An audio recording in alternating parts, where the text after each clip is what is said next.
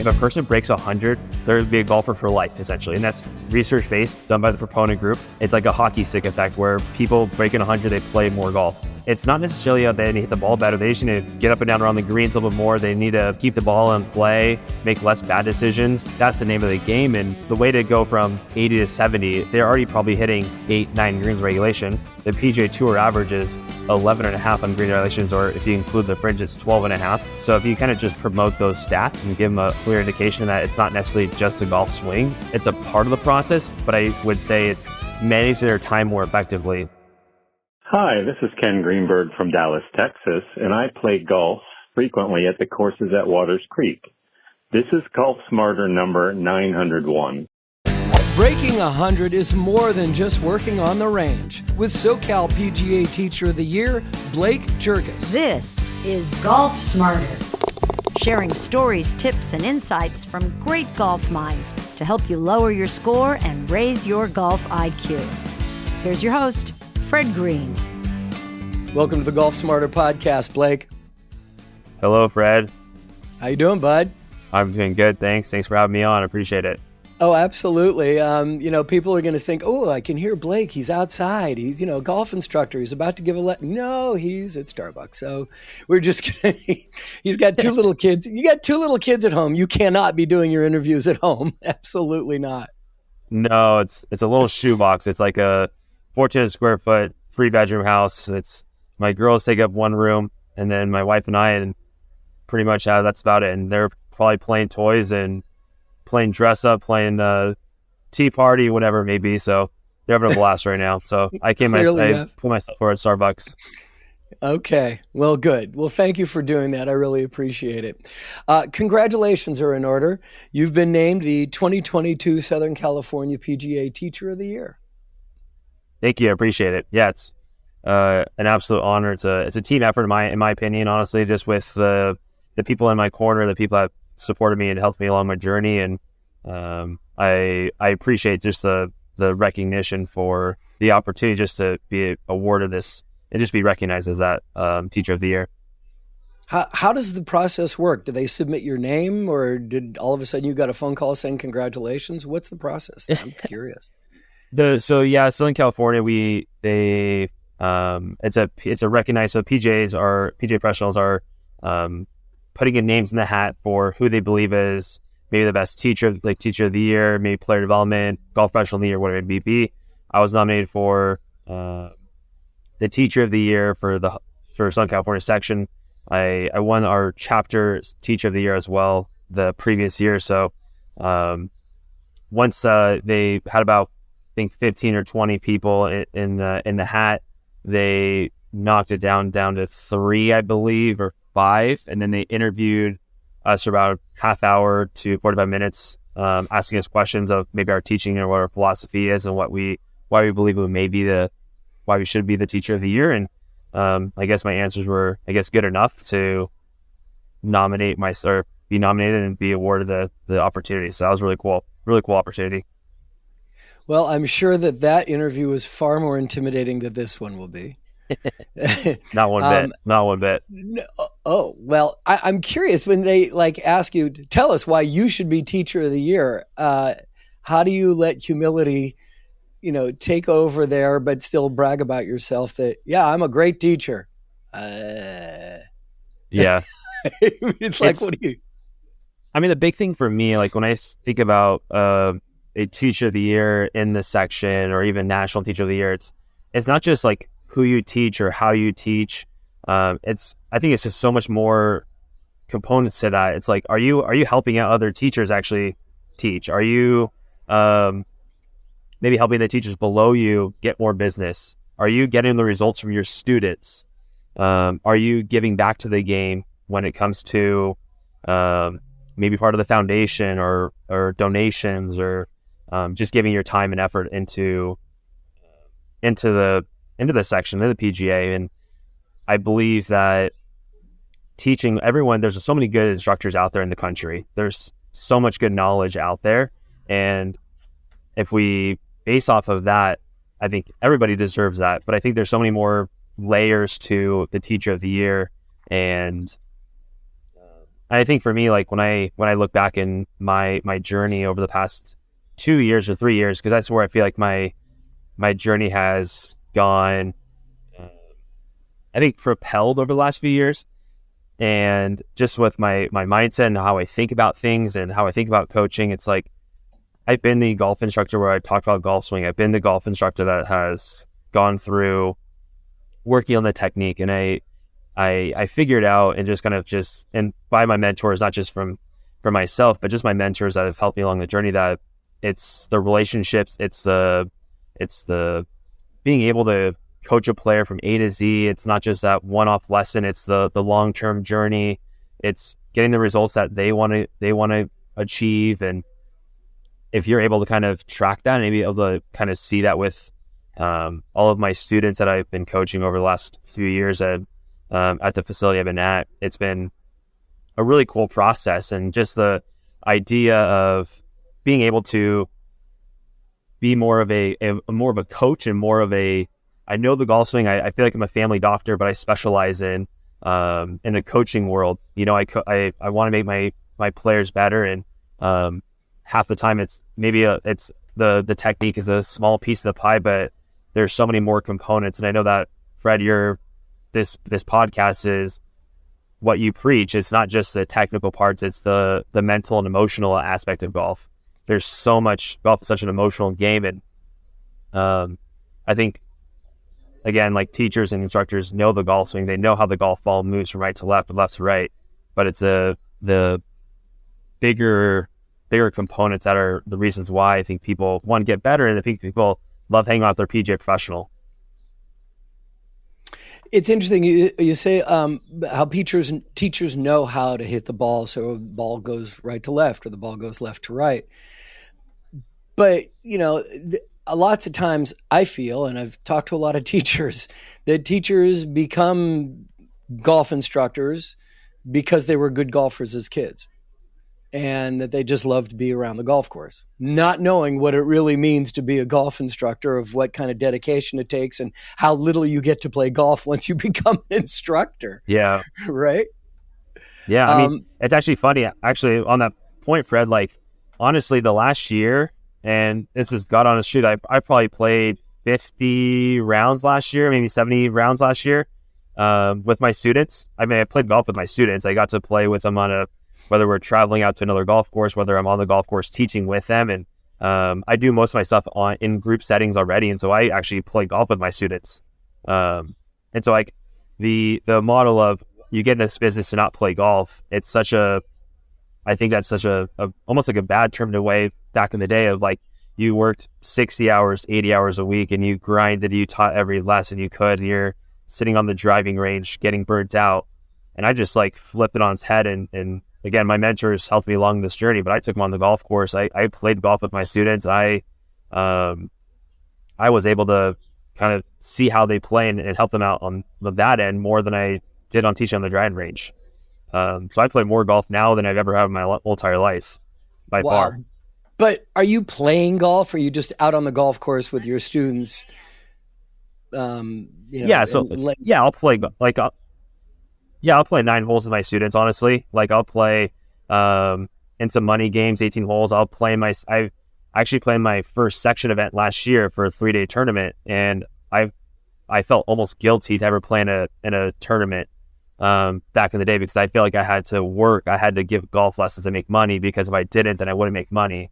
Now at a point where my life is, I've changed my mindset and how I believe, and I'm like, you know what, I'm going to go play in these tournaments. I'm going to go test it out there and have more fun, honestly. Like that's why we got in the business, is to play more golf and be around the business and be able to coach our students. That's fascinating that you get to play that much golf. But I was starting to talk about how teachers know how to hit the ball right to left, hit the ball left to right, but not all of them know how to communicate that. There's probably a huge gap there of knowing how to do it and then being able to teach it. So as someone who's been named a teacher of the year, how have you been able to make that transition from being probably a pretty good golfer to being a really good teacher? Yeah, I mean, I had to know the ins and outs of instruction part of it, like how the club moves, how the body moves, and I've seeked all those swing instructor help. I've gone through a ton of education in my earlier years where I wanted to know as much information as possible within the instructor realm of how the golf swing moves and how the golf ball moves. And for me, like, I wasn't necessarily the best player. Like, I would get 30-minute lessons every 2 weeks, and I thought I was getting better, and I really wasn't getting better at all. And it was, but I knew at an early age, at 16, 17 years old, I wanted to be a golf instructor, and I knew I wanted to be helping people play better golf. So I kind of had with that vision and that goal in mind, I knew I wanted to kind of follow that pathway, and I knew I had to know the golf swing, and I had to know why the golf ball does what it does. And then being able to communicate that was just kind of, again, people that have helped me out just has shadowed me, or I've shadowed them on how much communication is necessary to provide a student. I'm all about less is more. I'm actually more on the side of mental and emotional game than I am on the technical game. So I feel like I can get people better results just by communicating with them, with being able to build that relationship up and keeping them accountable for their golf games. Awesome. Hey, listen, we're going to take a time out. Well, we'll find out because we have some more time to flesh it out, and we'll do that after this break.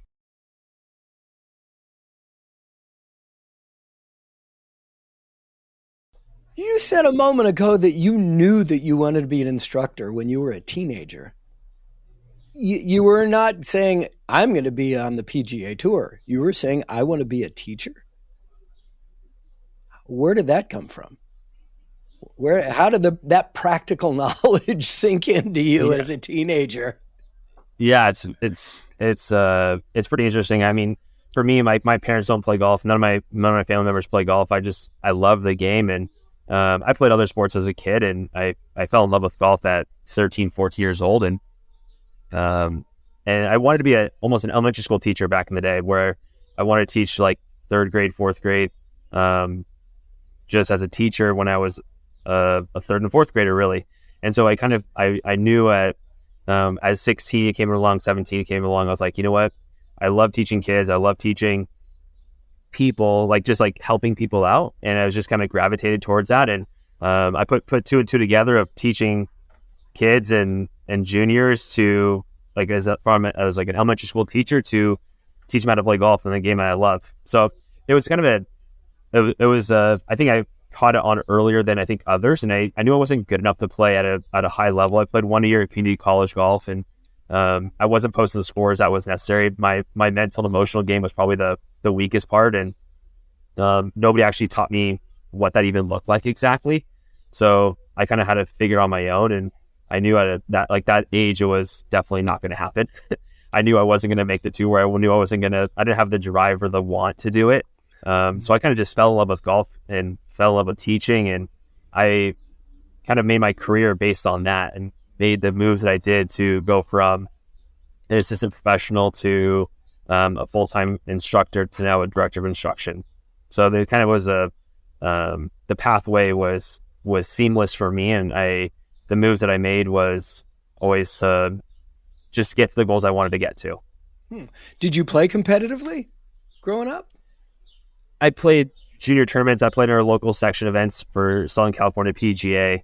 I did a little bit of AJGA, but again, was not nearly good enough to ever play at a collegiate level at a D1, D2, or D3, or maybe I didn't even know about it, honestly. Like, nobody kind of really helped me out. My parents had no idea about it because they were just normal parents that didn't have any sort of people that were helping them out, and I kind of figured out I had to figure out my golf tournaments on my own, and they just financially supported me and took me to the golf course when I needed to, and they were super impactful on that front. But yeah, I played at a community college just because I knew the coach, and I was like the fourth best or fifth best player on the team for the 1 year. I was like, you know what? I went to Golf County America in Carlsbad actually for some schooling, and I knew I wanted to get in the golf business right away. It was kind of like just the passion I knew I had, and it wasn't going to, playing competitively wasn't going to be the thing that was going to hold me back.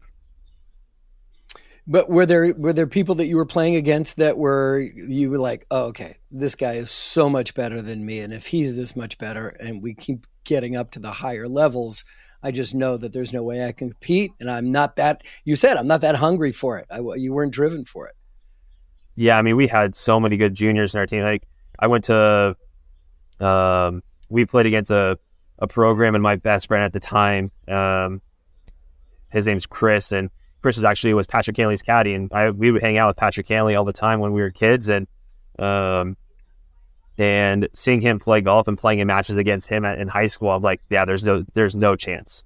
We had a guy named Shia Kim who is playing on a live tour right now, and he was I used to practice around him, and he went to Stanford. You had Alex Kim, went to UCLA. I mean, we had so many good juniors that we would all practice with. And I'm like, yeah, you guys are so much better. You guys practice here 9 hours a day, grinding it out. And I'm like, yeah, I like hanging out with you guys. It's been a blast. It's fun to just compete, and that's all I got better, honestly, was competing and playing with better players. And Sure. My buddy Chris, him and I would go out play golf literally every day, and we were on the golf course all the time. And that was kind of like our biggest, like my biggest past memory with him, just with his development, and he got way better in his junior and senior year. So that was really cool to see. And but yeah, it's just the kids that were just so good back in the day. That's fascinating. They were so good. So good, and like, I'm not. They're so good. Well, I mean, now you see Patrick. Exactly. Now you see Patrick Cantley at top 5 in the world, right? And like, I mean, it's just crazy to see the development that these players have. And Southern California has some of the best players in the world, right? You have Colin Morikawa, you have Max Homa. I mean, there's some top 10 players in Southern California that played on the junior tour. I mean, think about the women's side, you have Rose Zhang, who's the number 1 player in the world right now on the amateur circuit. You have it's just crazy how many players we have here. Strangely enough, I completely get where you're coming from on that, because when I was growing up, I was playing in rock and roll bands. I was a drummer, and I grew up in Southern California, the San Fernando Valley, and I was playing drums with all these different guys, all these different bands. And at one point I'm like, okay, these guys are really good, and I'm not keeping up with them at all. I'm not going to do it. So I went from playing drums to playing records and became a disc jockey. But those guys that I played with all became professional musicians, touring musicians, with some big name bands touring the world. I'm like, well, okay, at least I caught that early on. I mean, it wasn't necessarily me. It was just these guys are so good. Oh my gosh. I want to talk a little more about your playing lessons and why you think that adds value. And we're going to talk about it more. We'll take a break in a few minutes, but I want to get a first answer from you about what you can learn and how quickly you can learn it when you're out on a playing lesson with the student. Like, as far as like from a teaching standpoint, or from like a coaching, like from a me as a teacher, or me coaching the players on the golf course? Well, you're going out on the golf course with them. Both. Are you going out as a teacher, or are you going out there to coach them? Yeah, so I'm coaching them for sure, and I'm out there just watching them how they play. Right, I'm watching them, observing them, and finding coachable moments. Honestly, it's not like on the driving range you get so comfortable. You have all these groups of golf balls. You have a big driving range. It's so easy to kind of get comfortable on the driving range, but on the golf course, that's reality. And I put my players in group settings because that's what you most likely do with golf. You actually play with a group of 2, 3, 4 others, and you compete and you play. And so being able to provide that environment, and I kind of give them some games or some thought process or some ideas, like kind of give them their overall lesson of the day, we'll say. But like, we'll tee off in the very red tees, and we'll give them and see how low they can go. We'll play having to miss a green on purpose because I'm trying to test their short game. I'm having them tee off with an iron instead of a driver because they can't hit the ball in play off the tee box. And so being able to kind of put them in that live situation and that environment and seeing how they actually deal with it. There's so many moments out there where you get them out there and you see them hit a great shot and it's like, man, that was a great golf shot. How did that feel? And it's like, yeah, it felt great, it felt smooth. Like, how was your routine? How was your thought process? How are you thinking during the golf shot? Like, all those things you kind of want to emphasize in their playing. And then when you hit bad shots, because they all hit bad shots, it's not like I don't coach them on every shot they hit. I just find a moment where I can kind of plug in, and maybe it's a few holes later, honestly. Like, I sometimes I won't even speak to them for 2 or 3 holes because I don't need to speak to them for 3 holes. And so often, like, an instructor or a teacher can kind of talk a lot and be able to kind of overcoach. I'm the complete opposite. I give them a framework and then I kind of let them go on the journey, and I just watch and play with them and see how they do. And at the end of the day, we'll have a lesson learned, and we'll have an idea of what we need to practice and how we're going to get better and what that. And my job is as a coach to keep them accountable for their golf games, because at the end of the day, they're looking for the results and they're looking to get better at golf. Some say they want it to more consistency. Some say they want to hit their irons better. But when you ask them, and you keep asking them why, they want to shoot lower scores. They want to get better at the game. They want to play better. And as a coach, you want to tend to help them out on that journey to get there. Yeah. All right. That's only part one of your answer. We're going to take a time out. We're going to get more of that. We'll be back after this commercial message.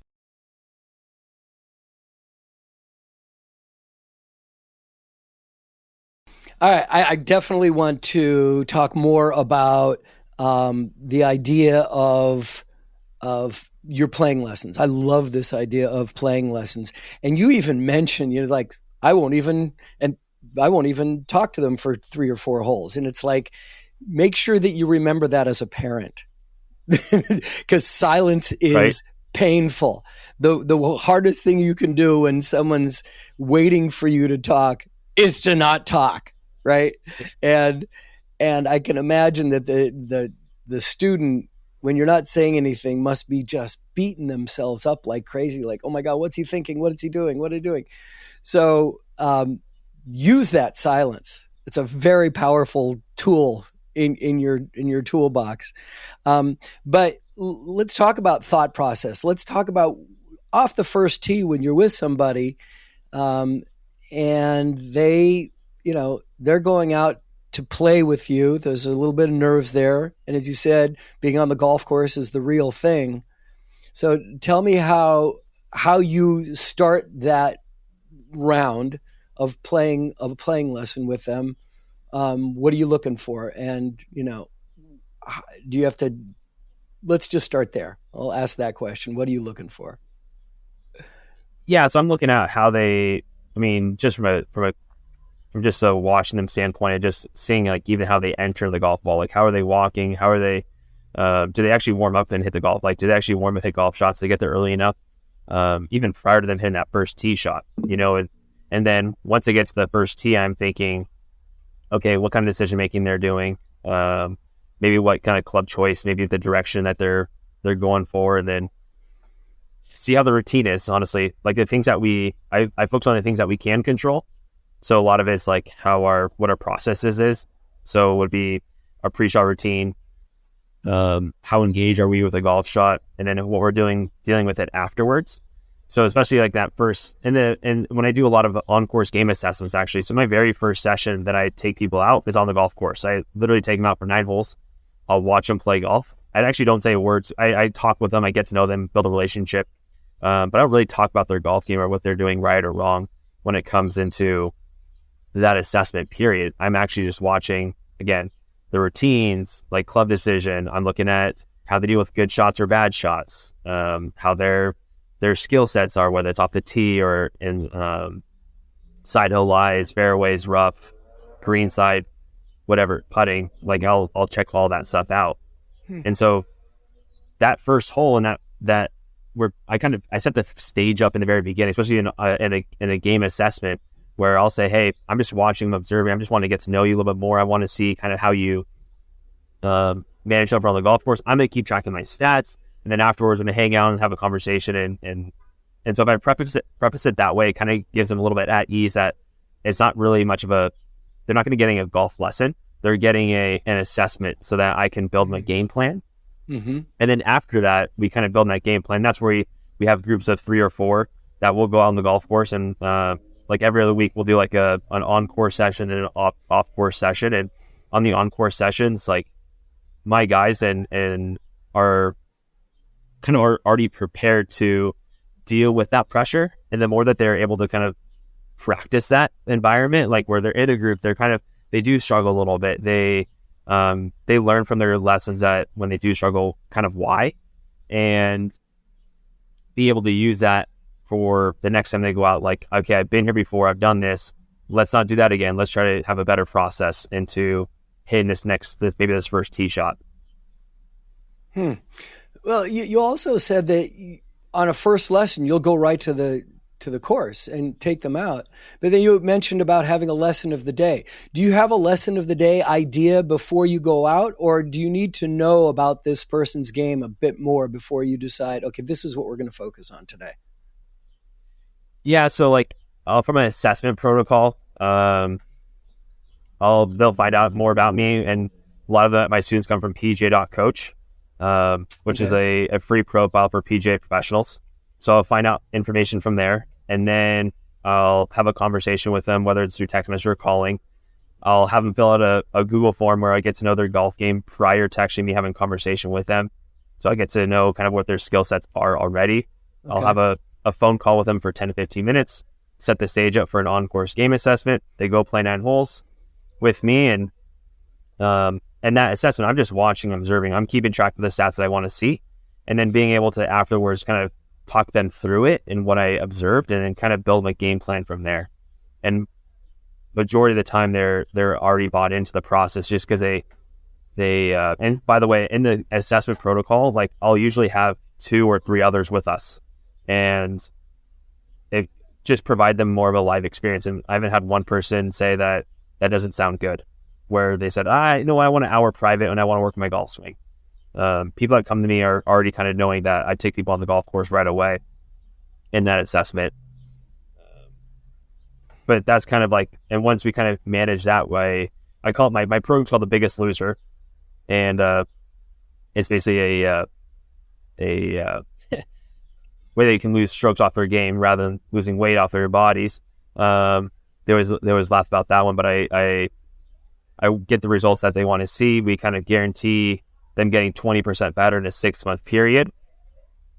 And when we're on the golf course, like I said, we'll preface the session based on kind of what you asked me earlier, is like what kind of things you work on, or is there a preset plan? And honestly, there's no preset plan, because kind of each week may be different. There's some of the guys may struggle with their putting, or maybe they struggle with their off the tee game. And so we'll kind of manage the on-course sessions based on kind of what's been going on for that week, honestly, and kind of tailor the practice based on what their needs are, what I think their needs are, not what they think their needs are, which is an important thing. Yeah, very important thing. So I recently did an interview with a guy who's in the San Diego area right now, who started a YouTube channel called From Scratch to Scratch. And this is a guy who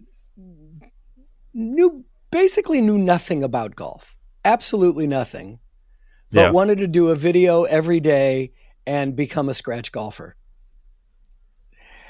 And, we all can roll our eyes a bit about that concept, but it was a fascinating conversation, and his determination is unbelievable. But there's so many things he just doesn't understand about golf, and that it's like, oh, you got a long way to go. And I'm like asking him, how long do you think it's going to take for you to become scratch? He goes, I think in the 5-year range, I can be pretty good.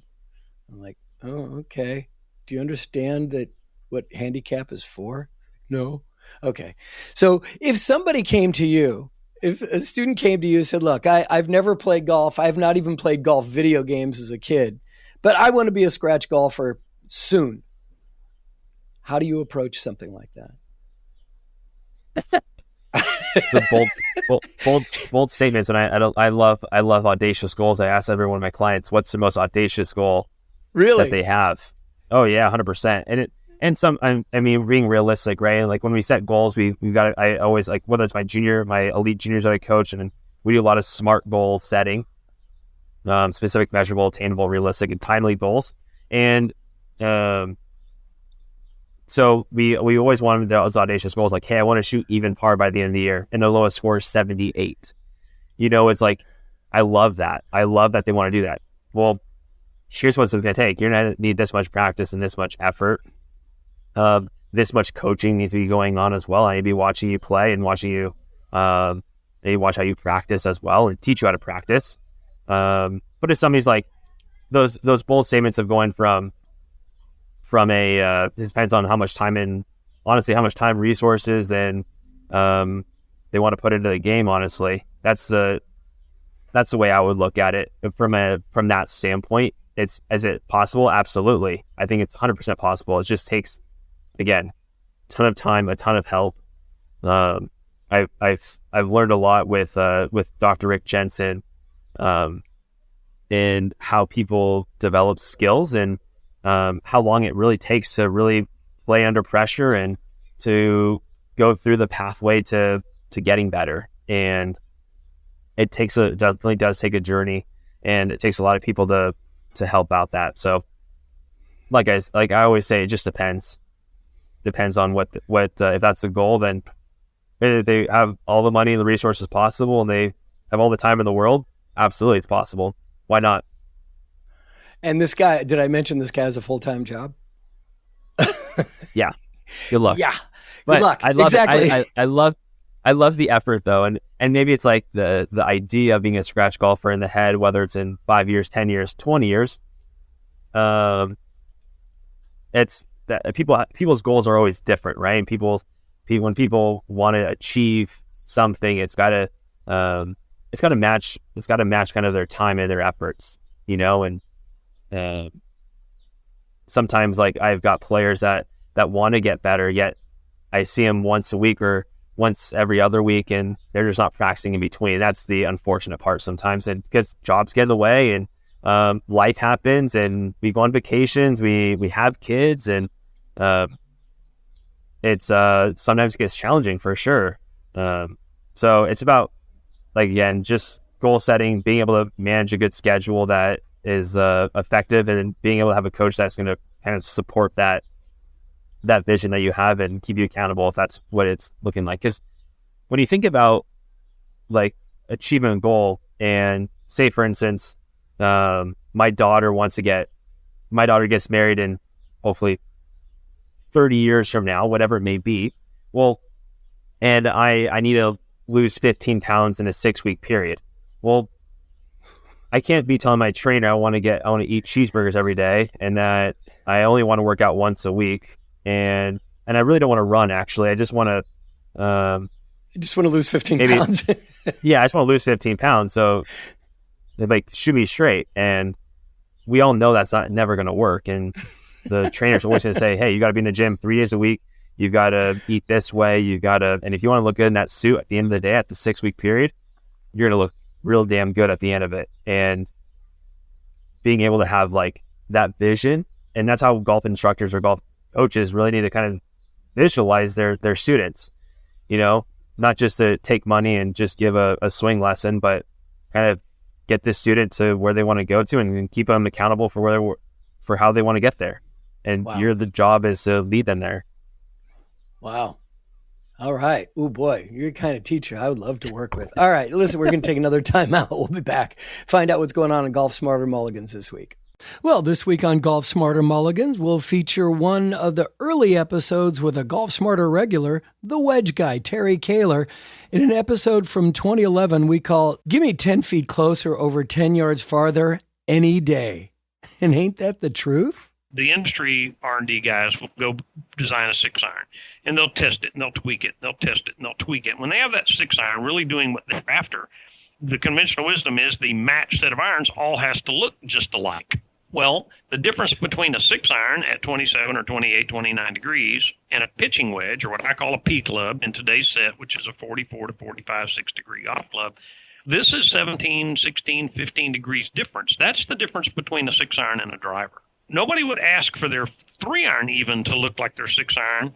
Why would your pitching wedge and 9-iron look like a 6-iron? They're totally different golf clubs. They're used a totally different way. And so we broke out of this idea and said, realistically, rather than my pitching wedge and 9-iron match my 6-iron, they really ought to match my wedges. These are scoring clubs too. That's Golf Smarter Mulligans, episode 217, featuring the Wedge Guy, when his company was called Eidolon, which we now know as Edison Wedges. Please subscribe for free to both of our golf podcasts, Golf Smarter, published every Tuesday, and our sister podcast that revisits the best of the evergreen content from the Golf Smarter podcast called Golf Smarter Mulligans, being released every Friday from wherever you're listening right now.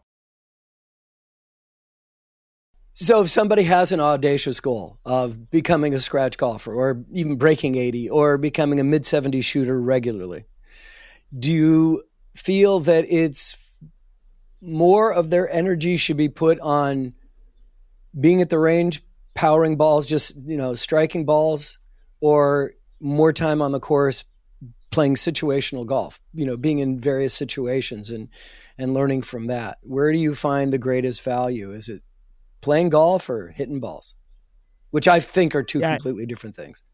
Yeah, I think it depends honestly on the person. Usually, people, if they're shooting 90 and they want to break 80, they have to maybe be a better ball striker. But at the end of the day, like what I see a lot of times is their short game and putting need a ton of work. Honestly, it's like their golf swings are fine, they're manageable. You can kind of teach them how to maybe play different golf club, maybe play more club or play smarter. But thank you very much. Yeah, nice. Exactly. It's not play smarter, it's golf smarter. Golf smarter. Exactly. But if you're talking like a person that shoots 100, they want to break 100 for the first time, which is probably the most important number for golfers and golf coaches to realize, is that if a person breaks 100 and they're going to be more inclined to play more golf, they're going to be a golfer for life, essentially. And that's research-based, done by the Proponent Group. And it's like a hockey stick effect where people breaking 100, they play more golf. And it's not necessarily that they need to hit the ball better. They just need to get up and down around the greens a little bit more. They need to keep the ball in play, make less bad decisions. And, that's the name of the game. And the way to go from 80 to 70, it's not if they're already probably hitting 8-9 greens regulation. The PGA Tour average is 11.5 on green regulations, or if you include the fringe, it's 12.5. So if you kind of just promote those stats and give them a clear indication that it's not necessarily just a golf swing, and so the driving range is not necessarily it's a part of the process, but I would say it's managing their time more effectively. Like I have a junior right now that just came to me. He wants to be a D1 college golfer, and he practices on the range for 3 hours a day, and he putts a little bit for half hour, he chips for half hour, and he 3 putts every time. He doesn't play on the golf course enough, and so now his whole practice sessions now, hey, you're only going to practice on the golf course, and if you do practice outside of the golf course, you're just putting and chipping, and you're not hitting any golf balls. And so it all depends on the person and where they're at and what their goals are. So sometimes people don't hit enough golf balls if they're trying to go from 90 to 80 or 85 to 75, whatever it may be. So they probably need to hit some golf balls, but it's more about how they practice is probably the better question, because majority of people that don't get coaching, they kind of just hit the 7-iron or the 8-iron, and they just hit the same shot over and over again, and a lot of block practice. And research-based, again, it's not how people get better faster. More variable, more random practice is a lot more effective, and it may be a short term, the results might be as good in the short term, but the long-term effects are a lot greater. So it's more about how they practice as well, and having the accountability partner, the coach, to kind of guide them through that process is an important part of that. the person's journey. Is it harder to break 100 or is it harder to break 80? Because I think once you break 100, breaking 90 isn't that out of reach. But, correct. Right? But getting to break 100, for a lot of people, that's just physical, right? That's just skill set. But then when breaking 80, I think is almost more mindset. Yeah. I think it's more, I call myself more of a strategy coach even from a swing perspective too, like how to swing the club or maybe a different strategy to promote a different golf shot, rather than changing a technical change.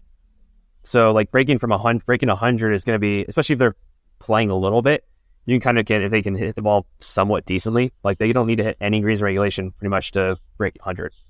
Right. If they just like literally chip the ball around the greens and started to putt more, I mean, they're going to break 100 easily. But from breaking 80, it's definitely an emotional aspect of it too, because it is a huge barrier, just like 100. But you do have to hit greens regulation. You do have to have a decent short game. You do have to make some putts. And so it's definitely like going from 85 to breaking 80. I think the mindset barrier is a little challenging for sure. But if you just kind of stick to the process and stick to, I think, more of a game plan. I always hear this a lot is like, it's such an emotional game, but we sometimes make it too emotional, right? We make it like we almost attach our emotions to each and every golf shot. And if we just kind of stick to a strategy that kind of detaches us from a golf shot and makes it more of a less emotional, like kind of takes emotions out of golf shots. So kind of having a game plan set forward and being able to hit one shot at a time and focus on that one shot and just like seeing where it goes and just kind of moving on. That's where breaking 80 is a lot more effective than is the technical stuff, because we look at a study based on MIT that they did about golf scores. It's 95 minus 2 times the number of greens. So meaning that if you hit say 8 greens in regulation, that's 16. The 95 minus 16 would equal 79. So you really need to hit 8 greens regulation to really have a good chance of breaking 80. Wow. That's an interesting way to look at it. And I think that's where I think people that shoot like 85, like, oh, I hit 9, 10, 11 greens regulation. I'm like, okay, sounds great. So what do you do? How many times do you 3-putt in the round in golf, and how many times do you can't chip the ball in the green from 25 yards? Right, and you're hitting the green in regulation, except the flag's in the back, and it's barely making it over the fringe onto the green, and the very front of the green. It's like your placement on the green may not be that good, and then you're not practicing your lag putting. You're just practicing. Exactly. You just go out there and practice your 18 to 20 foot putts. Why are you doing that?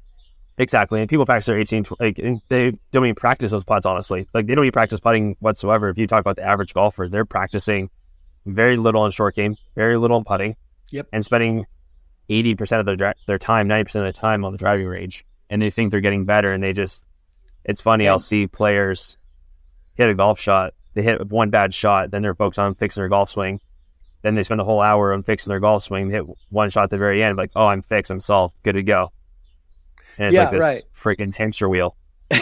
And they spend 70% of the time at a driving range hitting driver. Yeah. It's like, right. It's kind of humorous. So tell me about the property that you work at, Coto de Caza Golf and Racket Club. I'm sure racket includes a lot of pickleball these days, but it's kind of taking over. I was at the PGA show this year, and they had racquetball and they had pickleball going on. Pickleball, a court and lessons, and it's like, wait, I thought this was a golf show, and you got pickleball going on. It's that hot. But tell me about this property and how long you've been there, and what kind of services and amenities that they offer. Yeah, so I've been there for about 2.5 years now, and we're a 36-hole property. It's 2 amazing golf courses, north course and a south course that sits in the kind of the bottom of Coto de Caza. It's like a city outskirts of like Mission Viejo or Rancho Santa Margarita, where the Real Housewives of Orange County started. But it's a phenomenal track. It's a massive. We have a huge driving range, 2 great practice greens. We have gym and tennis and pool, and it's a phenomenal facility. And I'm able to, from a teaching perspective, like we've got, when I first started there, we didn't really have much going on. As far as, there's not much teaching going on at the facility, and we actually increased our revenues by over 400% in my 2 years of being there. Wow. Actually, in our first year, we did it by a little over 300% in my very first year. And now we have a team of 4 other instructors that support the academy. We have about 110 juniors that are in our monthly programs. We see about 300 kids during the summertime. We have about 50 adults in programming right now that are members, and the facility is just gracious for us, and that they trust us to build this academy. And we're on the golf course all the time now. It's like our golf course we have access to the golf course, which is nice, and luckily we have 2 golf courses, so when one's kind of booked up, we kind of can utilize the other one, which is nice. And we have one golf course that's a little bit longer. It's like 7,100 yards and 75 rating from the tips, and huge undulated greens. And the other course is about 6,900 and a little bit more narrow and smaller greens. So it's kind of a different challenge. Different challenges, which it's really cool to teach. Yeah, I bet. Is it a private club? Yeah, private facility. So it's an invited club, and so we have other properties around, obviously, the country, and we're able to kind of access some other golf courses in Orange County or San Diego or LA as well. So do you have students from the outside of the club that you work with, or are you just keeping it to the people who are members? Yeah, so I teach people that are members of the property. I do a little bit of outside. It's more of like a recommended person that comes and sees us. Our juniors were able to kind of utilize the city and be able to have other kids a part of our academy. So that part's really cool to have at the property there. We do everything in group settings. Most of our coaching is done in groups, and we see more people. We think it's more effective for learning. So we're able to kind of coach more people essentially for the amount of time that we're there. Awesome. Well, dude, it was great to talk to you. Congratulations again on the award and for being recognized. That's pretty amazing. And also for having 2 daughters, because that's going to take a lot of your time in your life. But I really enjoyed the conversation. Thanks so much for joining us. Thanks, Fred. Appreciate it. So this week I received this great email from Golf Smarter ambassador Eric Emil, who found a video on social media that shows Gary Player, a golfer who competed in 165 worldwide tournaments, describing a move that was taught to him by Ben Hogan in 1957. Yet Player admits that he didn't realize its value until he was 70 years old. Now, the reason Eric sent it to me is that it's exactly what Tony Manzoni told us over and over and over about keeping your left bicep attached to your chest. Obviously, I can't play the video here, but I can share what he said. This I only learned when I was 70 years old. Won all those majors, 165 tournaments, 18 majors, 9 on both tours, swinging the wrong way. Only found this out when I was 70, and it suddenly twigged on me what the greatest player the world had ever seen, Ben Hogan, did. But he wouldn't tell you. But he mentioned it to me, though I was too damn dumb to understand what he was saying. When you go back and you're there, I was always taught, straight back, straight back. Now, when you're playing under pressure, you can be there. Watch the difference. There, There. If you're that far out when you're playing tournaments, you're in trouble. You've got to be able to swing the exact same way. And even then it's tough. So now, if you go back with your left arm across your chest, wham, there, see that? You're then the same every single time. So when Gary Player refers to the position of the left arm and you hear a slapping sound, that's showing how much room there was between his left arm and his chest. And when he says, there, he's referring to the position of his left arm in relation to his chest. It's so good. I mean, we all know how great a teacher Tony was. But as with anything in golf, it's really not validated till you see or hear it from a PGA Tour player, let alone someone who won 18 worldwide majors. Now, if you go to today's blog post, you'll see that video link. I want to give thanks to Ken Greenberg, who plays at Waters Creek in Dallas, Texas, and he is our newest Golf Smarter ambassador. Ken chose Tony Manzoni's video of the Lost Fundamental as his gift for leaving a voicemail, which is all that's required to gain your official designation as being a Golf Smarter ambassador. You know, you too are eligible to win one of 3 great prizes just by sharing with us where you live and where you play. Now, you can select Tony's video or a glove and glove storage compartment from redroostergolf.com, that unique glove subscription service that offers many styles of gloves in 26 sizes for both men and women.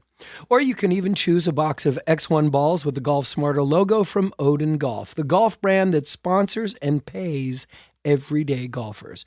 These tour quality balls are a fraction of what you'd usually pay, and when you use the code GolfSmarter at checkout, you'll receive an additional 20% off. Their link is also in today's show notes.